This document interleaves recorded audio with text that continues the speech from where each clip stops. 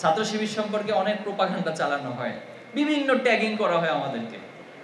এখন আমরা এই ট্যাগিংকে আসলে গুরুত্বই দিই না। আমরা এই ট্যাগিং এর বিপরীতে বলতে চাই যে আপনাদের এই ট্যাগিং এর রাজনীতি করে আমরা আমাদের সময় নষ্ট করব না। বিভিন্ন জন অহেতুক নিজের কোনো কর্মসূচি নেই, কোনো এজেন্ডা নাই, সারাদিন শুধু সংবাদ সম্মেলন করবে, 10 মিনিট বক্তব্যের মধ্যে 9.5 মিনিট হচ্ছে এটা সেটা আরেকজনের সমালোচনা করে সময় কাটায়।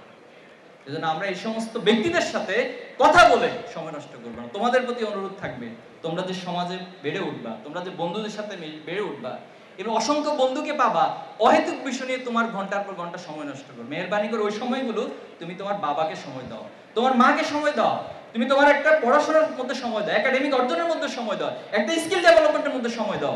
দেখবে এটা তোমাকে সামনের দিন অনেক দূরে এগিয়ে নিয়ে যাবে। আমরা কি আবার আরেকটা জুলাই করব? আরেকবার কি আমাদের মায়েরা জীবন দিবেন, আমাদের ভাইয়েরা জীবন দিবেন, বোনেরা জীবন দিবেন? বারবার কতবার জীবন দিবে এইভাবে? তাহলে আমাদের জন্ম কি বাংলাদেশ শুধু জীবন দেওয়ার জন্য, রক্ত দেওয়ার জন্য? আমরা কি বাংলাদেশে কোনোদিন আলটিমেটলি গড়ে তুলতে পারবো না? এখানে কি ন্যায় প্রতিষ্ঠিত হবে না? অবশ্যই হবে।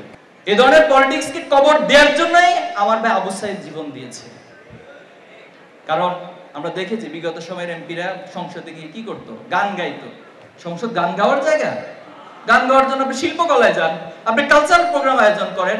আমার দেশের মানুষের এত কষ্ট উপার্জিত টাকা ব্যয় করে, কোটি কোটি টাকা ব্যয় করে আপনি সেখানে বিনোদন করতেছেন সংসদে। আমরা দেখেছি না সেটা? দেখেছি। মমতাজের মতো ব্যক্তি, সে হচ্ছে আমাদের এমপি, সে হচ্ছে আমাদের পলিসি মেকার। ওবায়দুল কাদেরের মতো একজন সাইকোপ্যাথ, সে ছিল আমাদের এই রাষ্ট্রের পলিসি মেকার। হাসিনার মতো একজন রক্তখ্যাকো, সে বলছে তার রক্ত নাকি তার নেশা। এবং আপনারা খেয়াল করবেন, অলরেডি এই বয়েসগুলো কিন্তু এসেছে। সে ওই সময় গোয়েন্দা সংস্থা সহ প্রশাসনকে বলেছিল, নির্দেশ দিয়েছিল যে যত ইচ্ছা মেরে ফেলো। কেমন কথা?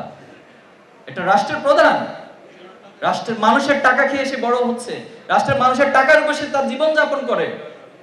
রাষ্ট্র তো ধ্বংস করছে, রাষ্ট্রের মানুষকে বলতেছেন যা ইচ্ছা মেরে ফেলো।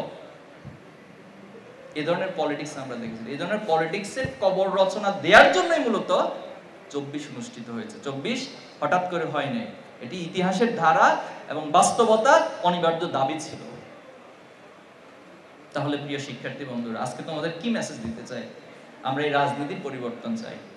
আমরা চাই এমন নেতা আমাদের সমাজে তৈরি হবে যারা সৎ হবে, যারা দক্ষ হবে, যারা দেশপ্রেমিক হয়ে গড়ে তুলবে।